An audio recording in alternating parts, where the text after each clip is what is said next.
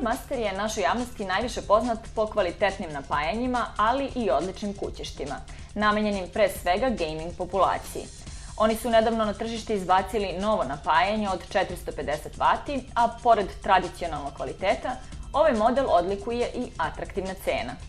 Glavna karakteristika ovog napajanja su pouzdanost i male varijacije u naponu. To je postignuto korišćenjem dvostrukih EMI filtera koji drastično umanjuju strujne varijacije.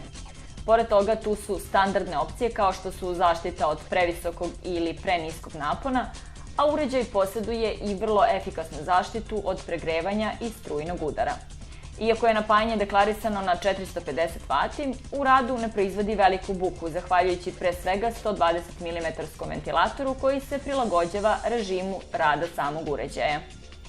U skladu sa Green tehnologijom, u ovaj uređaj su ugrađeni kontrolori koji ostvaruju uštedu i do 85% u odnosu na standardne modele.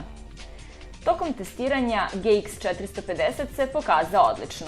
Referentne vrednosti za snagu i jačinu struje su minimalno odstupale, čak i kada je zbog letnje oluje došlo do velikih oscilacija napona.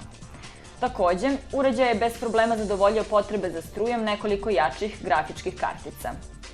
GX450 će imati svetlu budućnost na našem tržištu. Ovaj uređaj dolazi sa svim tehnologijama po kojima je Cooler Master poznat, ali sa vrlo prihvatljivom cenom.